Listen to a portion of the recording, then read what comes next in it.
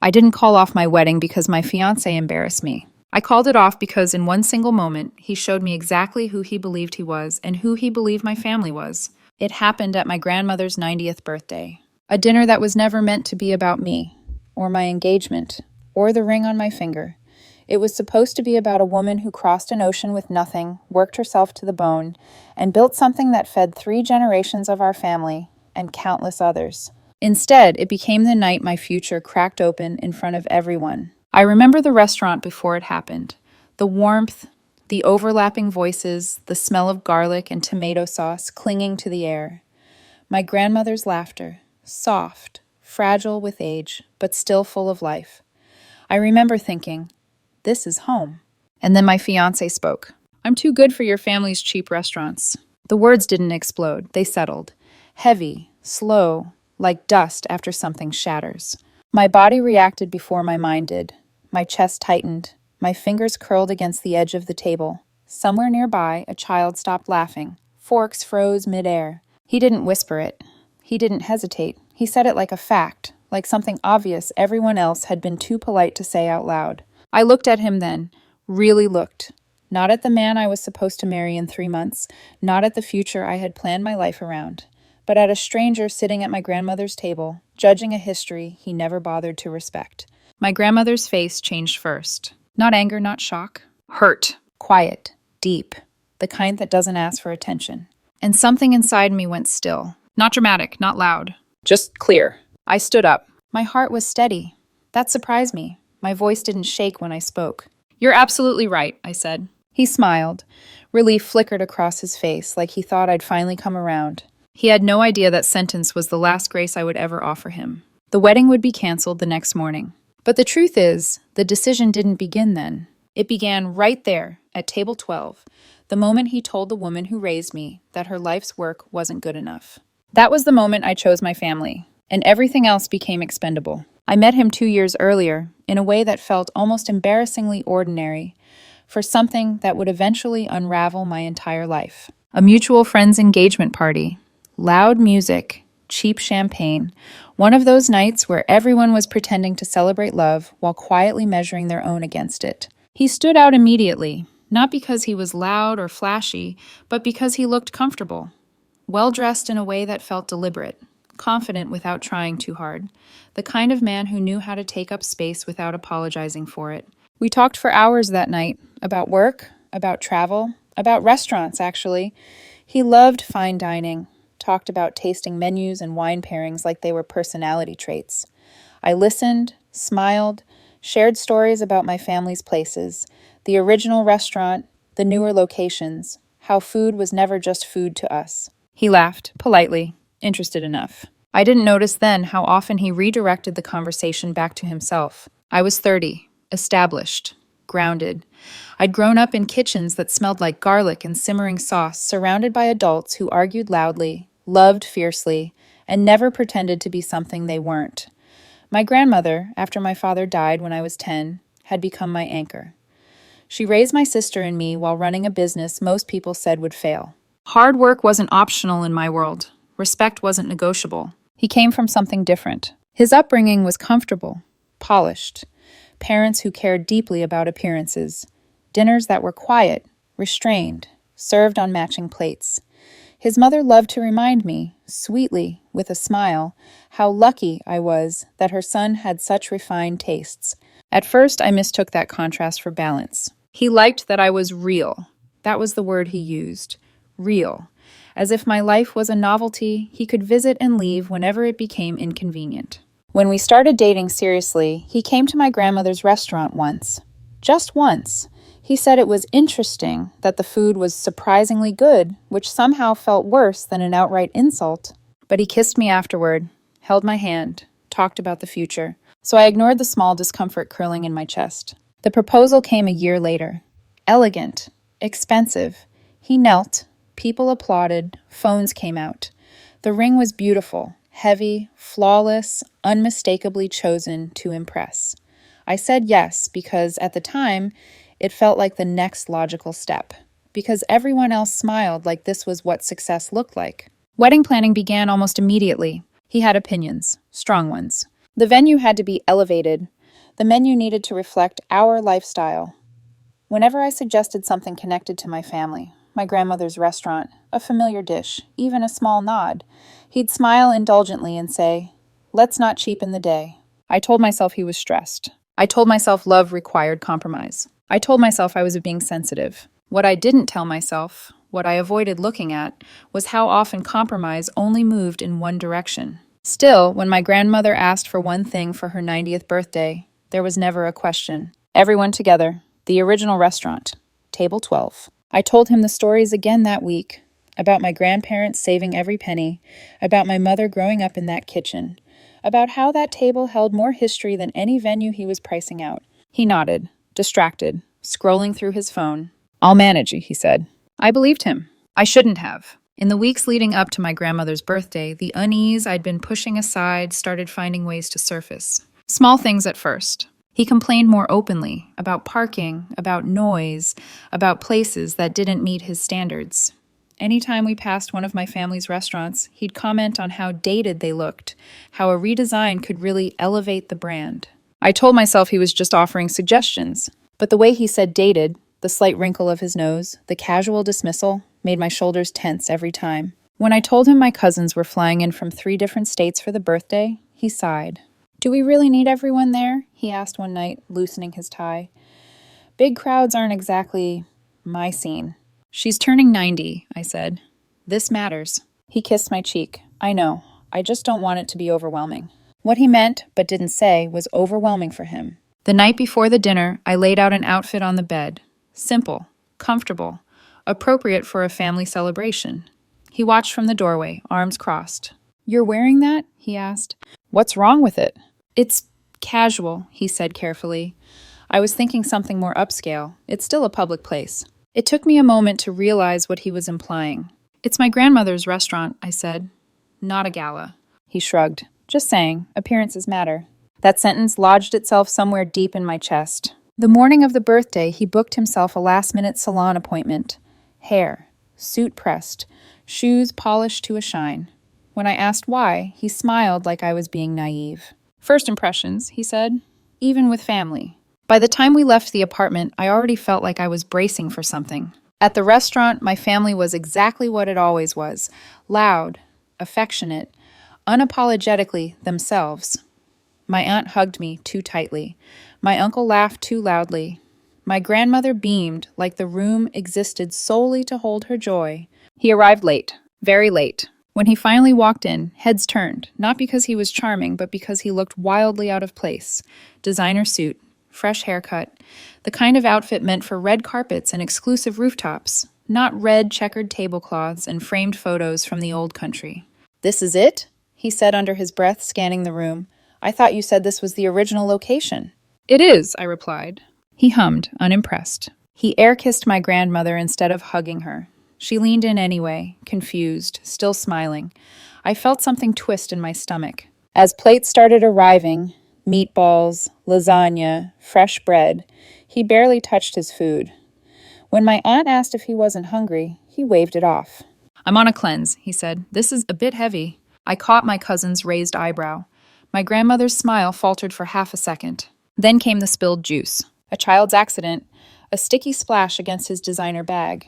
His reaction was instant and sharp, voice raised, anger flashing before he caught himself. "This bag cost more than this entire meal," he snapped. The restaurant went silent. I remember the heat rushing to my face, the way my heart started pounding, not from embarrassment alone, but from something colder. A realization forming too slowly to stop. He wasn't uncomfortable. He was disgusted. And for the first time, I understood that this wasn't stress. This was who he'd been all along, finally no longer pretending. The moment stretched longer than it should have. A child's juice on the floor. A designer bag held away from the table like it had been contaminated.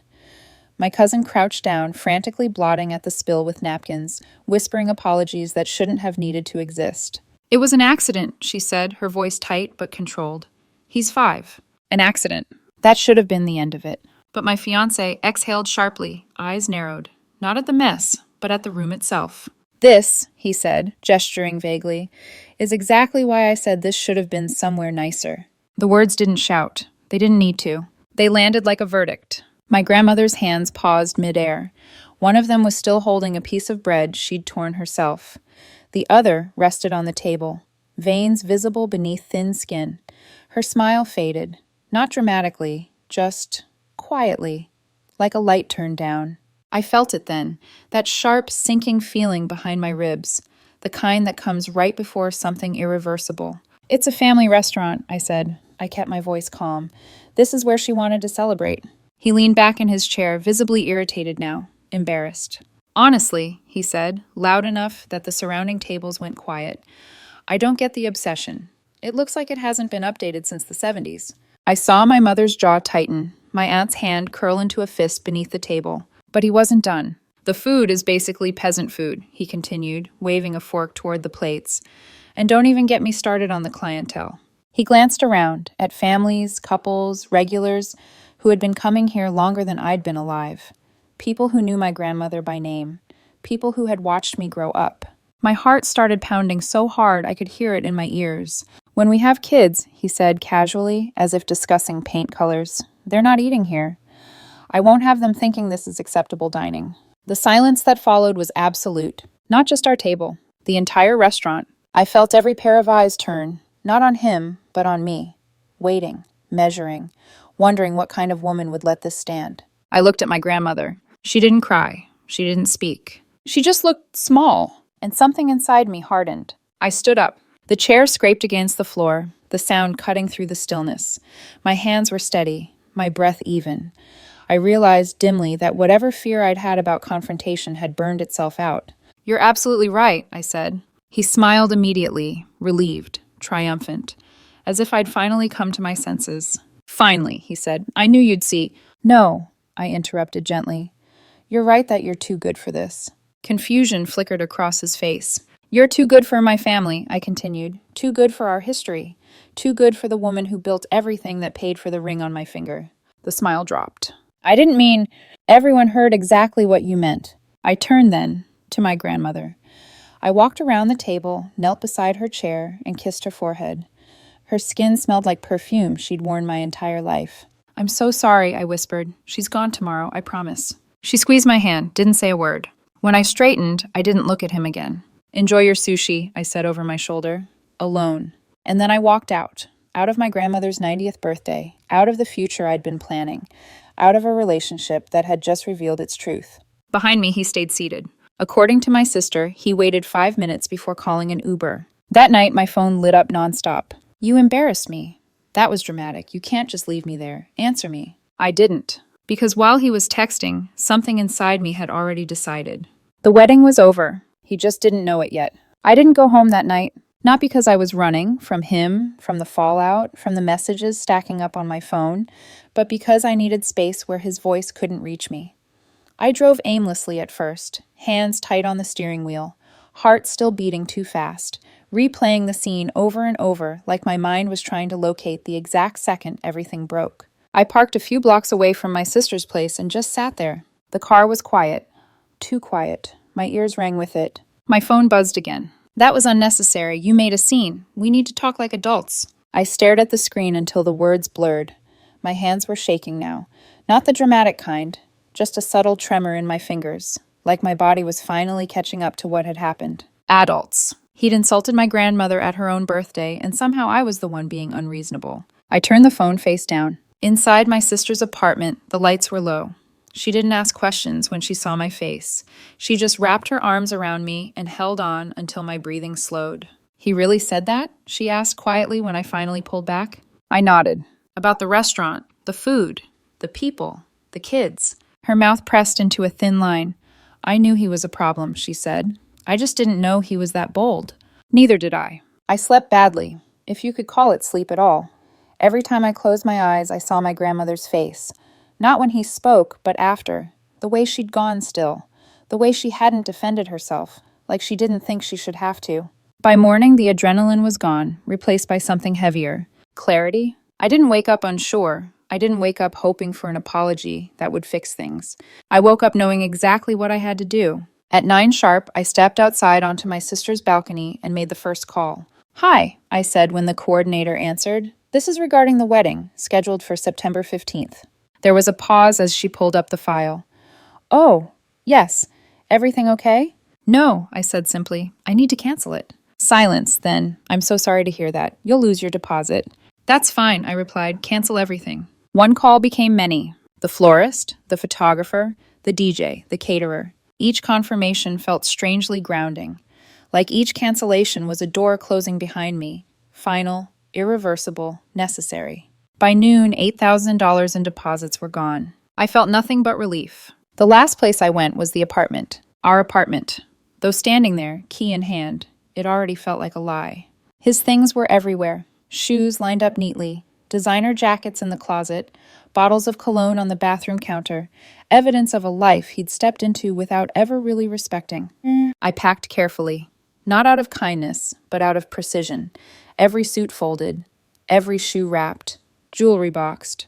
23 boxes in total, stacked neatly in the lobby. I left a note on top. You were right. You deserve better than us.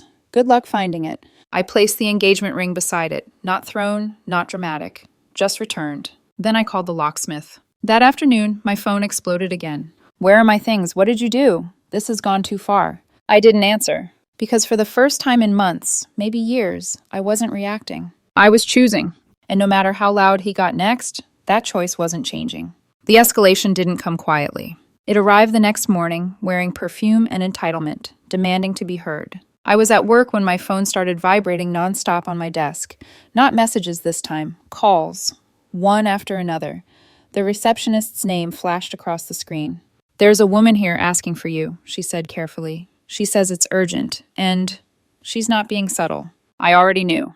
10 minutes later, I stepped into the lobby and saw him standing there with his mother. He looked exhausted, wrinkled suit, jaw clenched, eyes sharp with panic. His mother, on the other hand, looked energized. Perfect hair, perfect posture, the kind of woman who treated public spaces like personal stages. What have you done? She snapped the moment she saw me. Her voice echoed off the marble walls. You canceled everything. A few heads turned. Security shifted closer. I stopped a few feet away, calm enough to surprise myself. This isn't the place, I said. She immediately softened, too fast. Sweetheart, she said, reaching for my arm. I stepped back before she could touch me. There's been a misunderstanding. He told me there was a small disagreement about dinner venues. I didn't look at him. I kept my eyes on her. He called my grandmother's life's work cheap, I said evenly, at her 90th birthday, in front of our entire family. Her smile twitched. Well, she said, lips tightening, perhaps the phrasing was unfortunate. He said he was too good for my family. She inhaled sharply. He didn't mean...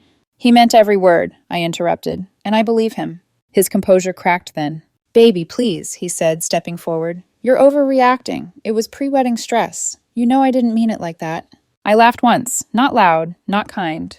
Pre-wedding stress doesn't make you insult the woman who raised me, I said. You know that. His mother frowned. Raised you? Yes, I said. My grandmother raised me after my father died. I was 10. He froze. I didn't know, he said quietly. You've been with me for 2 years, I replied. You knew. His mother tried another angle. The wedding is in 3 months, she said. People will talk. Let them, I said. The deposits are already gone. That's when his restraint shattered. You lost $30,000, he shouted. 8,000, I corrected. And it wasn't lost. It was spent on not marrying someone who thinks he's better than the people I love. His face flushed. Real tears welled this time. Not performative, not strategic, raw. Security stepped in. Ma'am, sir, we're going to have to ask you to leave. His mother pointed a manicured finger at me as they were escorted out. You'll regret this, she called back. My son has options. I met her gaze. I hope he exercises them. That night, my family group chat exploded. My sister? Grandma wants to know if you're okay. My mother. I'm proud of you, my uncle. Thank God. She deserved better, and so did you. My cousin. Little Tony asked if the mean man is gone forever. I typed back slowly. Yes, tell him the mean man is gone. But the message that mattered most didn't come from the chat. My mother called. She didn't speak at first. I could hear background noise, plates, voices, the familiar hum of the restaurant. Then she said, Your grandmother wants you to come Sunday. Table 12. My throat tightened. Later, she sent a message my grandmother had dictated. Short, careful, handwritten, and read aloud. My dear girl, you are worth more than all the designer suits in the world. Sunday dinner, table 12. Don't be late. Table 12, where my grandfather proposed, where my parents announced their engagement, where every milestone in our family history was quietly sealed over shared plates, where he would never sit again. I stared at the message for a long time. Outside, the city moved on. Cars passed. People laughed. Somewhere, my ex-fiancé was probably telling his version of the story, about a dramatic woman, an overreaction, a ruined wedding. But inside me, something had settled. The noise was over. The consequences were just beginning. The quiet after everything broke was heavier than the chaos. Once the calls stopped, once the texts slowed, once the adrenaline burned itself out, what remained wasn't relief. It was grief. Not for him, for the version of myself who had tried so hard to make it work. Sunday came faster than I expected. I almost didn't go. I stood in my apartment now, staring at my reflection, hands resting on the edge of the sink, breathing slowly, deliberately.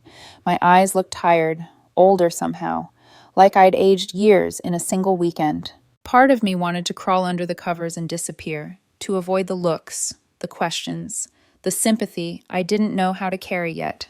But my grandmother had asked, so I went. The restaurant was already full when I arrived. The same smells, the same sounds, the same red checkered tablecloths. It should have felt comforting. Instead, my chest tightened the moment I stepped inside. Every memory was layered now, what it had been and what it had become. My family noticed me immediately. Conversations softened. Heads turned. My sister stood first, pulling me into a hug that lingered a second longer than usual. My mother squeezed my hand as I passed. No one asked questions. No one filled the silence. They let me sit with it. Table 12 waited. My grandmother was already there, hands folded neatly, posture straight despite her age. When she saw me, her face brightened, but her eyes searched mine carefully, like she was checking for damage she couldn't fix. Come, she said softly. I sat. For a moment, neither of us spoke. Then she reached across the table and placed her hand over mine. Her skin was thin, warm, steady. You did good, she said. And that was when I broke. Not loudly, not dramatically. Just tears slipping down my face as I stared at the table, ashamed of how much I needed that reassurance. My shoulders shook. I tried to stop it. Failed. My grandmother didn't flinch. She waited. You think you failed, she said after a moment. But you didn't. I swallowed. I should have seen it sooner. She shook her head gently. Love makes us patient. That is not a flaw. The words settled somewhere deep. Around us, plates were set down. Food arrived. Life continued. No one stared. No one whispered. They let the moment exist quietly. That night, when I finally went home, the loneliness hit harder than before. His absence wasn't loud. It was subtle. Empty closet space. A second toothbrush gone. Silence where his voice used to be. I lay awake, staring at the ceiling, my mind replaying every compromise I'd made. Every time I'd softened my instincts. Every moment I'd chosen peace over truth. Was I too harsh? Had I overreacted? The doubt crept in slowly, insidiously, wrapped in his voice, his mother's words, the idea of what could have been. And then my phone buzzed. A message from him. I never meant to hurt your grandmother. I was just being honest. You threw everything away. I stared at the screen, my heart pounding again. Honest. That word. I typed a response. Deleted it. Typed again. Deleted that too. Finally, I turned the phone off. Because the truth, the one I didn't want to admit yet, was this. If I let doubt win now, I'd be telling myself that respect was optional. And I knew, deep down, that once you start negotiating dignity, you never stop losing. Still, the night felt endless. I cried myself to sleep, not because I missed him, but because choosing yourself, when you've never done it before, feels a lot like standing alone in the dark, hoping the ground beneath you doesn't give way. I didn't know it yet, but that night, the loneliest one of all, was also the last moment he had any power over me. The shift didn't happen all at once. It began quietly, on a Tuesday morning, in the space between my first cup of coffee and the silence of my apartment. The kind of silence that no longer felt accusatory, just empty, neutral, waiting. I realized I hadn't checked my phone for hours. No impulse, no reflex. That alone felt like progress. At work, I moved through my day without the familiar weight pressing on my chest. Meetings, emails, numbers, decisions. The structure steadied me. For months, I'd been bracing, anticipating his reactions, managing his moods, adjusting myself to fit whatever version of acceptable he needed that day. Now there was no one to manage. That afternoon, my sister called. "He's been calling Mom," she said, "and Aunt Rosa. He's telling everyone he wants to apologize. Publicly." I closed my eyes. "Did he apologize to Grandma?" I asked. There was a pause. No. That was all I needed to hear. The truth landed then, fully, finally. He wasn't sorry for what he'd said. He was sorry it had consequences. That night, my grandmother asked me to come by the restaurant after closing. Just the two of us. The chairs were stacked. The lights dimmed. The kitchen smelled faintly of soap and leftover heat. She sat at table 12, exactly where she always did, hands folded like she'd been waiting for me. "You look lighter," she said. "I feel different," I admitted. "Still sad, but clearer." She nodded. "Good. Clarity is expensive. You paid for it already." I laughed softly despite myself. Then she leaned in, her voice lowering. "He came here," she said. My stomach tightened. "When?" "Yesterday," she replied calmly. "He wanted to talk." I inhaled sharply. "What did you say?" "I listened," she said. "That's what age gives you. The ability to listen without needing to fix." My hands clenched in my lap. "He said he loved you," she continued, "that he was stressed, that he didn't mean it." "And?" She looked at me steadily. I asked him one question. "What?" If my restaurant was not good enough for his children, was my granddaughter? The words hit me like a wave. "He didn't answer," she said, just looked at the floor. Something in my chest loosened. "He asked if I would convince you to reconsider," she went on. I told him no. Tears burned behind my eyes. "Why?" I whispered. "Because," she said simply, "a man who needs an old woman to fight his battles is not ready for marriage." I reached across the table, gripping her hand. That was it. That was the moment the last thread snapped. Not in anger, not in bitterness. In truth, I blocked his number that night. Not out of spite, but because I finally understood that access is a privilege, not a right. The next day, the rumors started circulating. His version, my version, everyone's version. I didn't correct anyone. I didn't defend myself. I didn't need to. Because for the first time, the story belonged to me.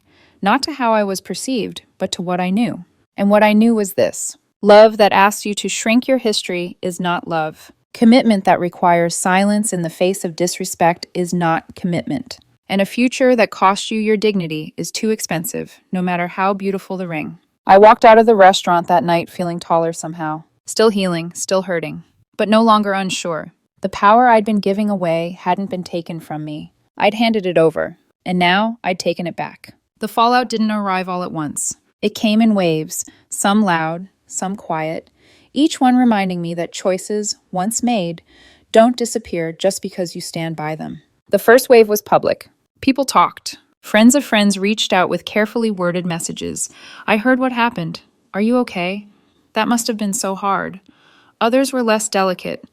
I heard versions of the story filtered through distance and bias, that I'd been dramatic, that I'd chosen my family over my future, that I'd thrown away a perfectly good engagement over one bad comment. I let them talk. Correcting strangers felt pointless. Anyone who needed convincing wasn't someone whose opinion could carry weight in my life anymore. The second wave was practical. Lawyers, paperwork, logistics. I hadn't realized how much of my life had quietly intertwined with his until I started pulling it apart. Shared subscriptions, shared plans, shared expectations. Each severed thread stung briefly, then loosened. He tried once more. An email this time, long, polished, apologetic in tone, vague in accountability. He wrote about stress, about pressure, about misunderstandings, about how family dynamics can be complicated. He never wrote the words "I was wrong." I deleted it without responding. At the restaurant, life moved on. Customers still came. Tables still filled. The same regulars sat in the same places. The same jokes echoed through the kitchen. My grandmother's presence, quiet, commanding, remained the center of gravity. If anything, business picked up. Word travels fast in a community like ours. Not gossip, truth. People showed up not out of pity, but solidarity. They hugged my grandmother a little longer, left larger tips, told stories about how her food had gotten them through hard times. She accepted it all with grace, never mentioning him again. That alone taught me more than any confrontation ever could. The third wave was internal. The most dangerous one. It came late at night, when the apartment was too still, when memory softened edges and tried to bargain with me. Maybe he would have changed. Maybe that night was an anomaly. Maybe love requires forgiveness. I'd learned to sit with those thoughts without letting them steer. Forgiveness, I realized, is not the same as access. I could forgive him without reopening the door he'd slammed himself. The real reckoning came weeks later when I heard about his options. He'd moved quickly, publicly, dinners, events, carefully curated appearances with women who fit his world better than I ever had, women who knew which fork to use and which rooms to flatter. It didn't hurt the way I expected. It clarified. He wasn't grieving the loss of me. He was replacing a role, and I'd finally stepped out of it. The last wave came unexpectedly. A card arrived in the mail. No return address, no note inside, just his handwriting on the envelope. I stared at it for a long time before opening it. Inside was nothing but the engagement ring. No explanation, no apology, no request. Just the object that had once symbolized a future I'd believed in. I didn't cry. I carried it to my grandmother's restaurant and placed it in her hand. She examined it thoughtfully, then closed her fingers around it. This, she said, paid for itself already. She sold it the following week. Used the money to replace the aging dishwasher in the original kitchen. The irony wasn't lost on either of us. On the night it was installed, the staff clapped. My grandmother laughed. The machine hummed steadily in the background. Reliable, functional, unpretentious. I stood there watching, feeling something close to peace. The consequences had landed. On him, on me, on everyone involved. But only one of us was standing somewhere that still felt like home. On my grandmother's 91st birthday, we gathered again. Different year, same family. Same laughter layered over old stories. Same table. Table 12. The restaurant was fuller than usual that night. Not because of a spectacle, not because of drama, but because people wanted to be there. Regulars, friends, neighbors. The kind of crowd that doesn't need an invitation to celebrate something real. I arrived early, carrying nothing but a small gift and a calm I hadn't known before. My grandmother looked smaller than she used to. 91 does that, but her presence still anchored the room. When she saw me, she smiled in that quiet, knowing way, like she could already tell I was different. "You look settled," she said. "I feel settled," I replied. Halfway through dinner, as cake was brought out and the room erupted into off-key singing, I realized something important. I wasn't scanning the door. I wasn't bracing for interruption. I wasn't measuring the night against what it used to be. I was just there, present, whole. Later, as we sat together while the restaurant slowly emptied, my grandmother reached for my hand. "You learned something," she said. I nodded. "I learned that love isn't about polishing your life until it looks impressive." She smiled. "Good. Love is about knowing where you come from and protecting it." When I drove home that night, the city lights blurred past my windshield, and for the first time since the engagement ended, I didn't feel like I was recovering from something. I felt like I was beginning. Here's the truth I didn't understand before. Walking away doesn't always look brave in the moment. Sometimes it looks quiet, uncelebrated, lonely. But staying when your dignity is being eroded, that's the real loss. I didn't lose a wedding. I gained clarity. I didn't lose a future. I chose the right one. If someone ever tells you they're too good for your family, your history, your roots, believe them. And then let them go find what they think they deserve. Because the people who love you for who you are, not what elevates their image, are already sitting at your table, waiting. And that table, that's home.